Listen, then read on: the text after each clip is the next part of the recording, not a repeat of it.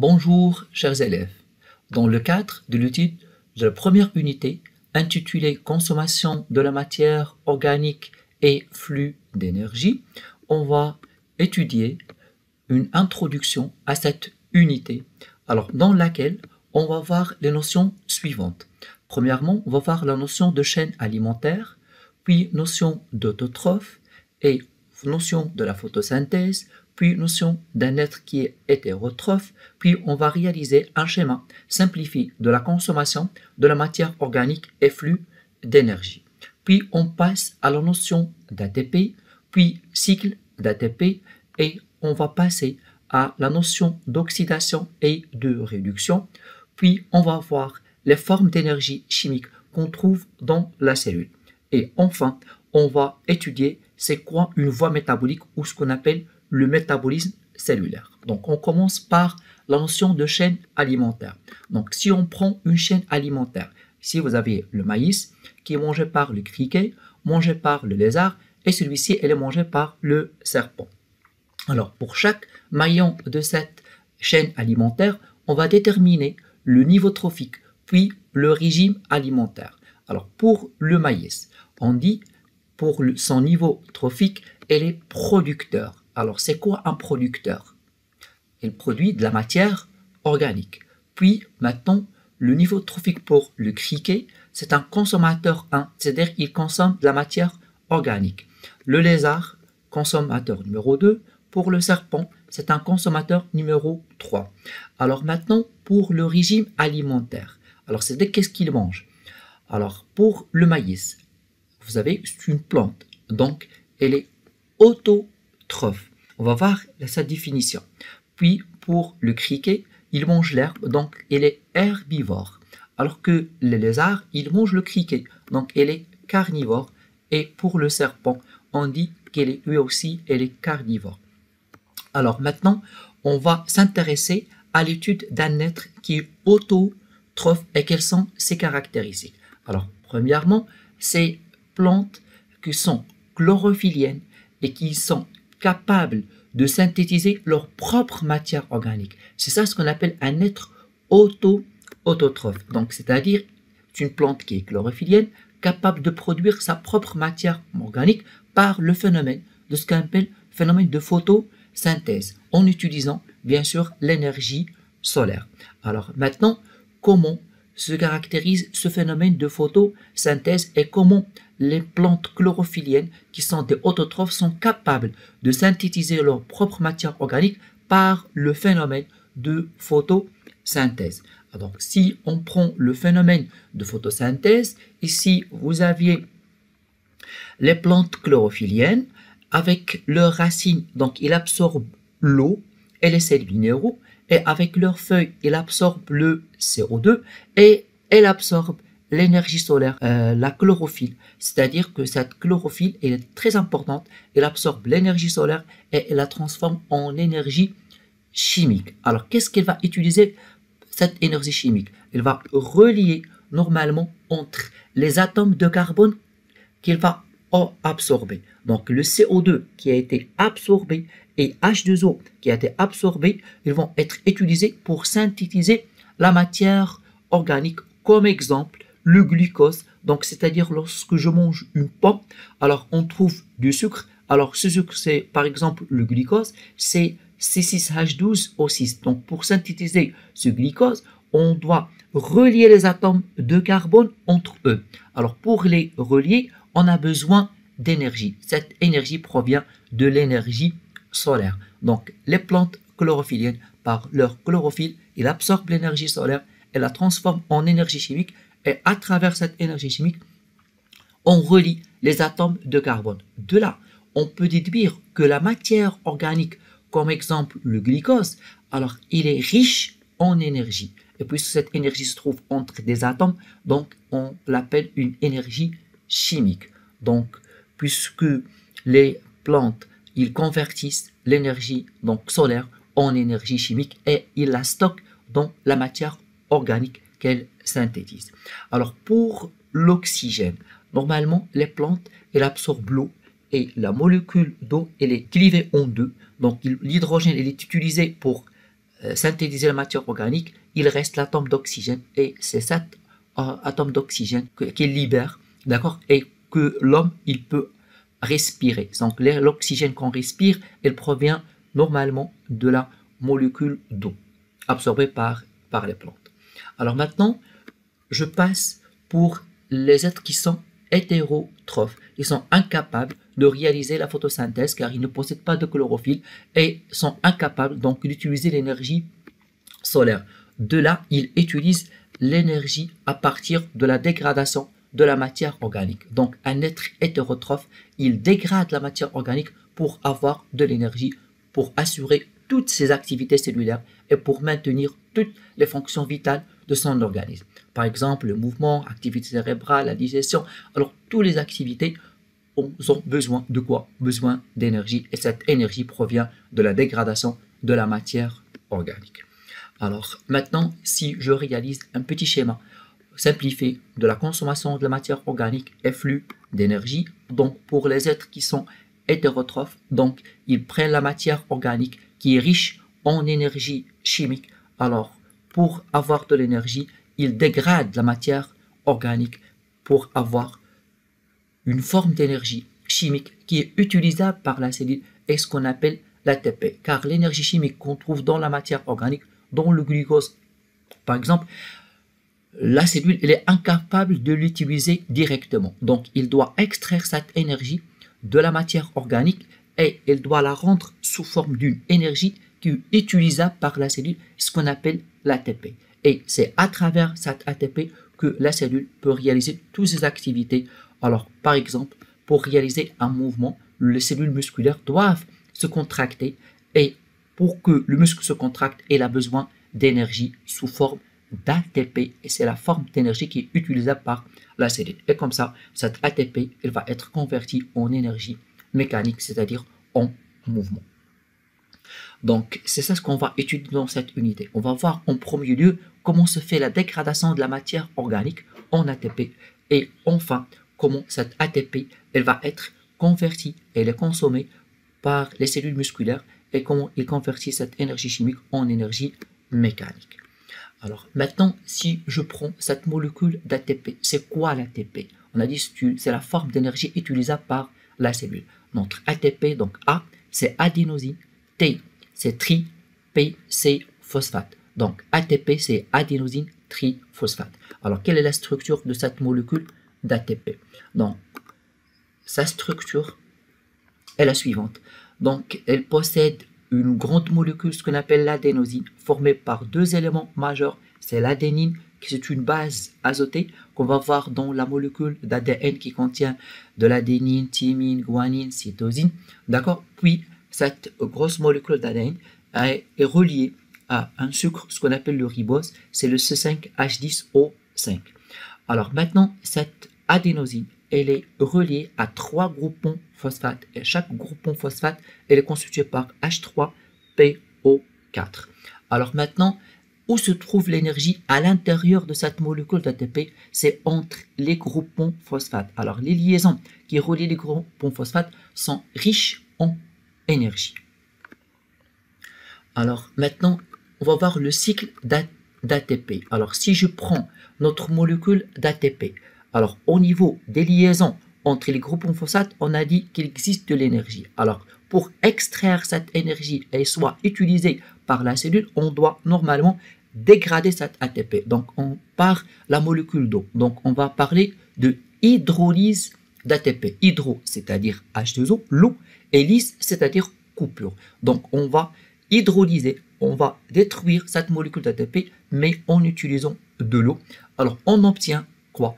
Une ADP, c'est-à-dire adénosine diphosphate. Notre adénosine est reliée maintenant seulement à deux groupons phosphate et on obtient un groupon phosphate qui est isolé, ce qu'on appelle un phosphate inorganique, c'est-à-dire non relié à une matière organique. Donc, c'est un phosphate minéral, si on veut dire.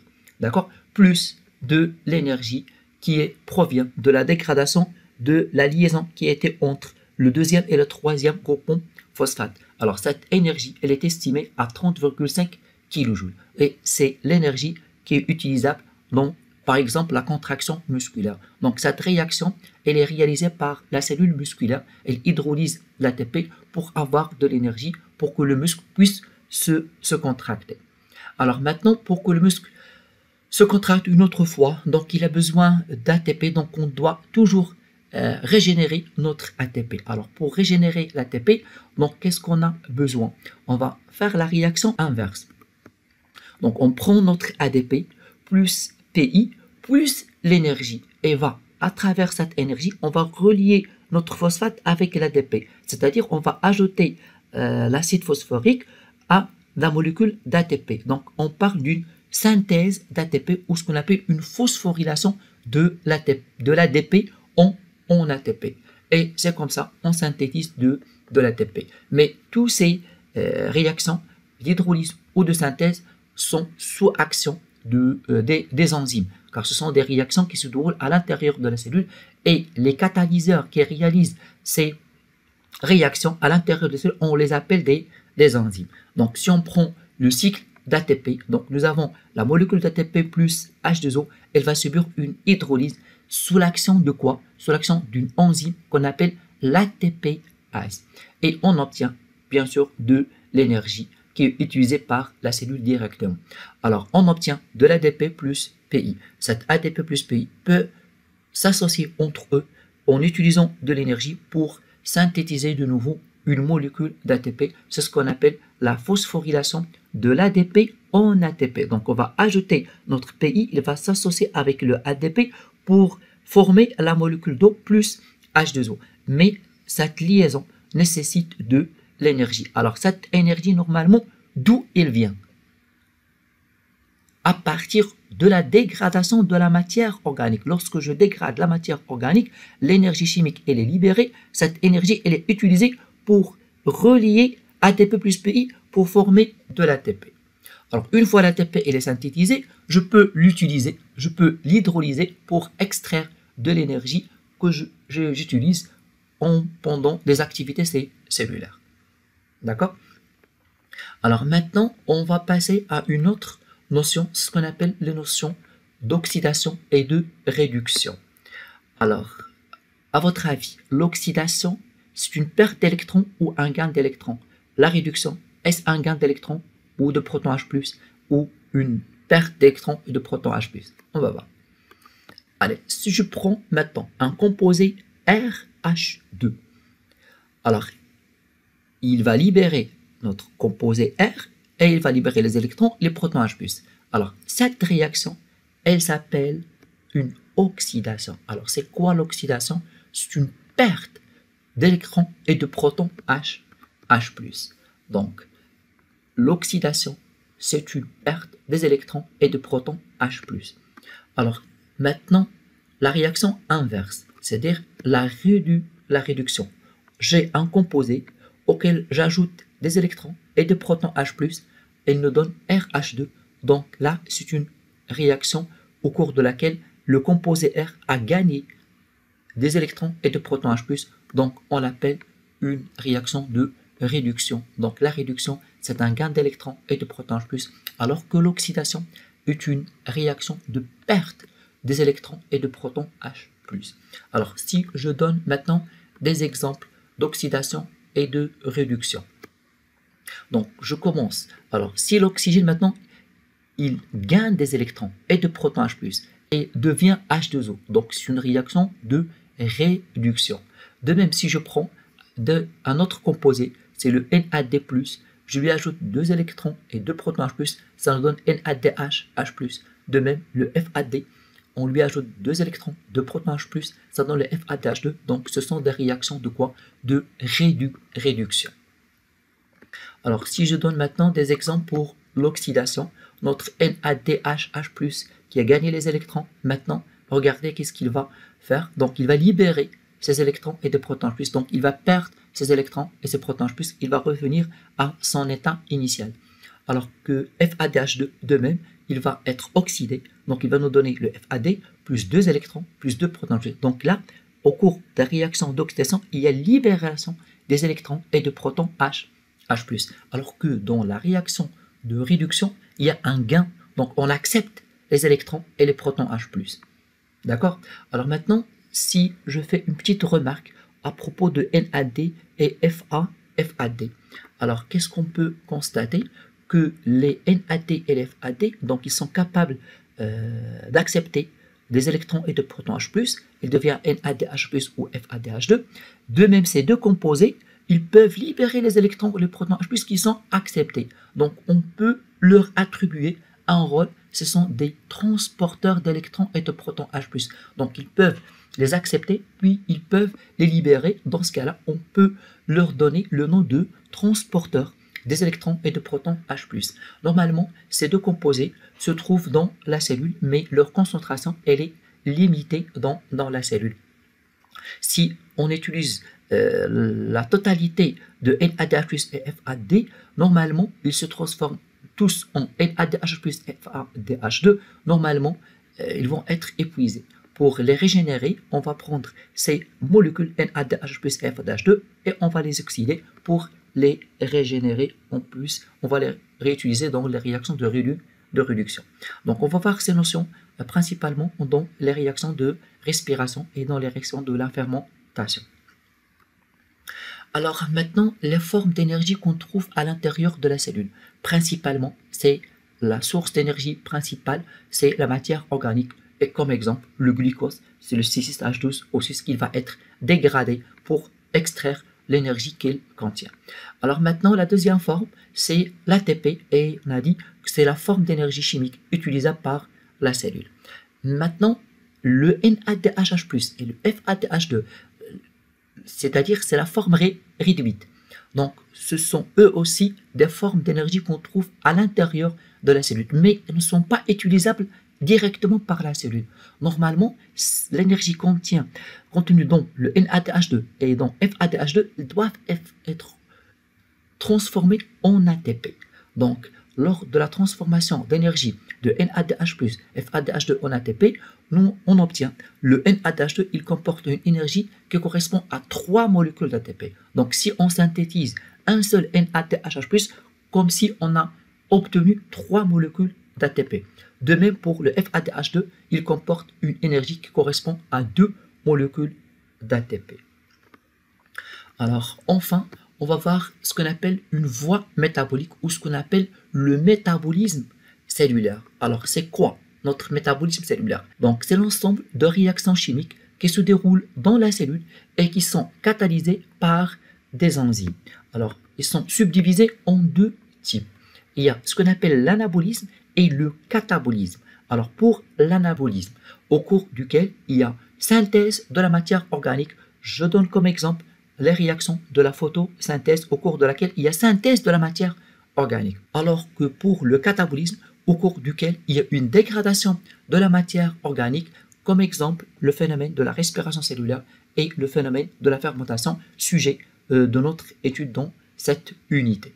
Maintenant, pour en finir, vous avez des problématiques qu'on va étudier dans cette unité. Donc, première problématique, alors quelles sont les voies métaboliques responsables de la dégradation de la matière organique en milieu aérobie et en milieu anaérobie, c'est-à-dire pour les êtres qui vivent dans un milieu riche en oxygène et ceux qui vivent dans un milieu qui est pauvre en oxygène, comment ces organismes peuvent dégrader la matière organique et obtenir de l'énergie. Alors, et pour chaque voie métabolique, c'est-à-dire on va voir la respiration et on va voir la fermentation.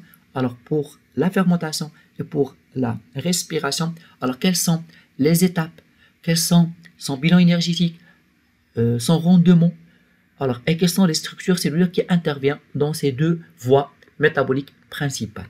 Puis, on va voir enfin un chapitre comment le muscle convertit l'énergie chimique ATP qui est produite par la respiration ou par la fermentation, comment cette énergie elle est transformée et convertie en énergie mécanique lors de la contraction musculaire.